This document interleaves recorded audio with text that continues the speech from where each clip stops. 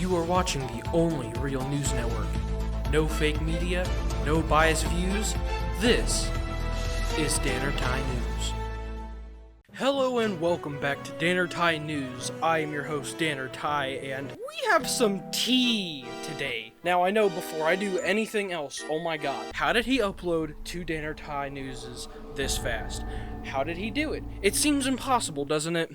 Because my upload schedule consistency is not very good. I'm sort of like Leafy's channel. I'm sure I've made that joke before in the past, but I'm gonna use it again because I feel like it still holds validity today. For some odd reason. Today we have some amazing tea for you. Now, just when we thought all the beef was over, everybody thought, oh, all the beef is over, everybody's going vegan now. Nope, we're coming back at you with some pastrami. We got Macdonald versus Mac Lethal. I'm just letting you guys know. Tom Macdonald kind of just threw out a really good diss. I'm gonna say that straight up. Tom Macdonald threw out a very good diss at Mac Lethal, which the last time we knew, nobody's dissed Mac Lethal since the freestyle days or the rap battle days back in like 2003.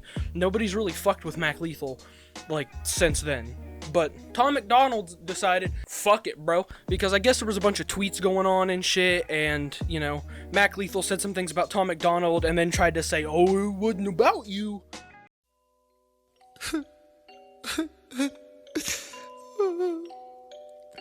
I talked shit about Tom Macdonald and didn't realize that so many of my fans were his fans, and now they're all mad at me, so I'm just gonna tell him that I was talking about somebody else.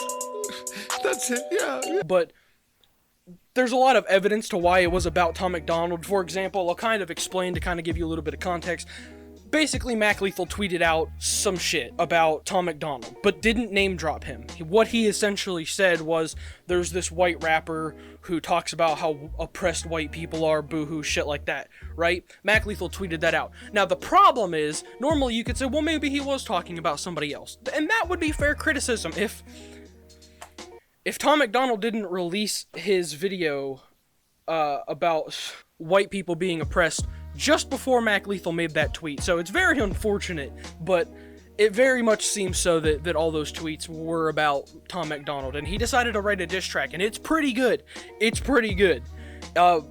There's one concern, and I'm gonna say it before I even show you the video because I feel like it needs to be said. Other people have said it. I know Crypt said it in his reaction, but I'm going to say it again to just kind of reiterate the point that you need to notice the flaw in this diss track. And the biggest issue with this diss track is the fact that Tom Macdonald brings up Mac Lethal's age about 8 times, maybe 10. He brings it up way too much, and it's a point that he harps on, and it's kind of whack. But Tom Macdonald drops a lot of bars in this song. I will tell you that. But there's a lot of old references in there, and it's kind of just a moot point when you call somebody old because everybody gets old. And I'm kind of just reciting what Crip said, and it's because it's the truth.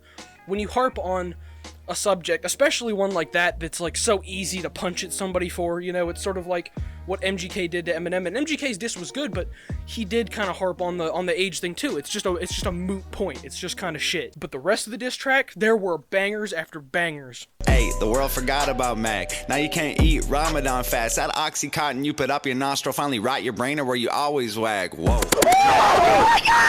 Housewife, fucking washed up, fucking never ever had a sound. How you rap with ICP and still end up the biggest clown? Now, a lot of people are wondering, well, how is Mac Lethal gonna respond to this? Surely he's gonna do something, right? Some people think that he's not gonna respond.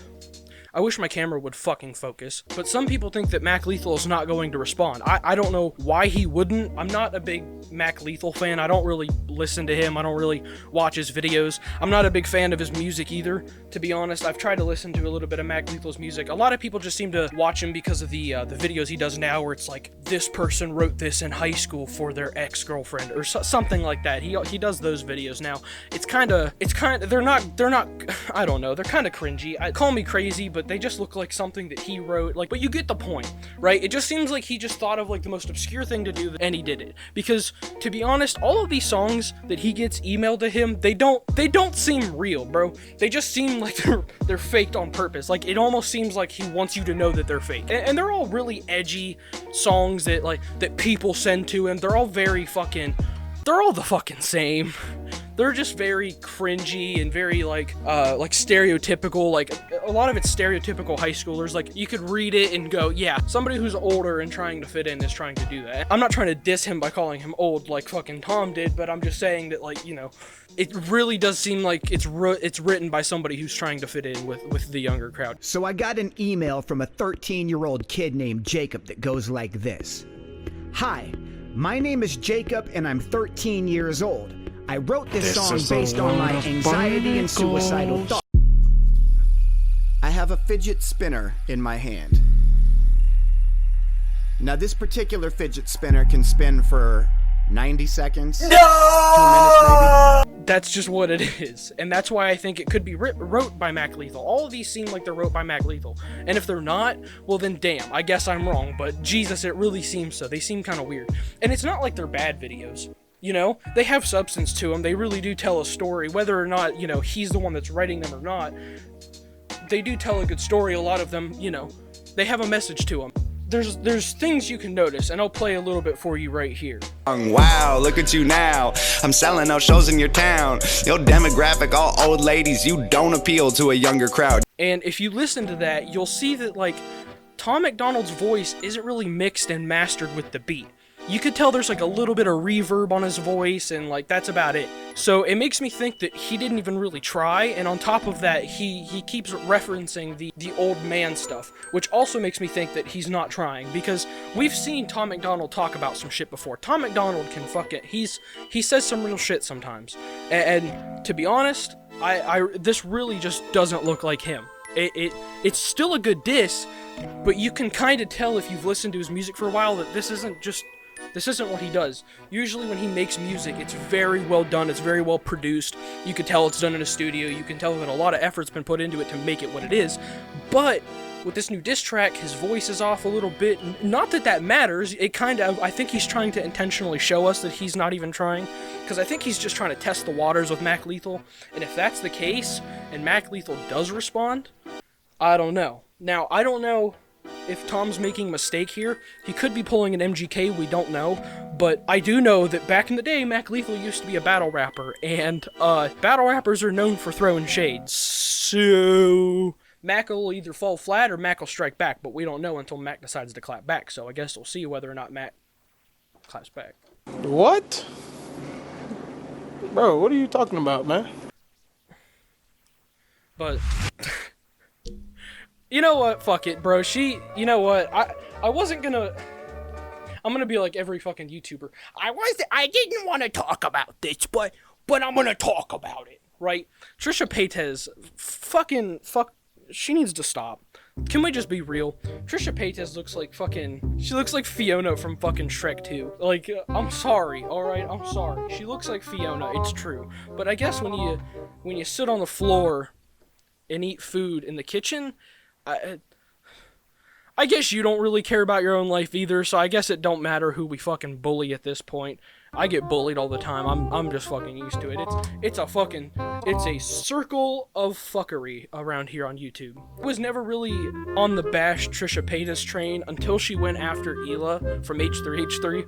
And Hila don't take no shit, right? Hila's a fucking for the years that her and Ethan have been together, she's become quite the functioning savage. She's crazy. Trisha Paytas tweeted out at her. She was like, fucking, please don't raise your child to be like your ignorant husband and shit like that, and he's a danger to all girls around the world. It's so cancer. It make me feel so dumb. It make me feel a stupid American. Fuck. Yo, if my autofocus doesn't start working, bro, I'm gonna jump off of the Golden Gate Bridge.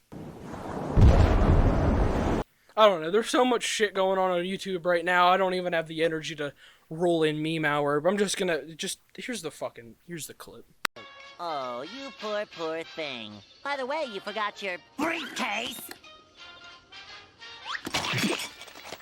Oh, so this is the thanks I get for working overtime. Well, would you look at the time? It's time to end once again. Thank you guys so much for watching. I hope you enjoyed getting a Dannerty news really fucking quick after the last video. There's also another video coming out really soon. I've already planned it. I've already done the deal with the person, and I'm gonna be doing something pretty crazy. If you hear that fucking scratching, it's this thing on my fucking chair, because I'm retarded and I can't hear it and all.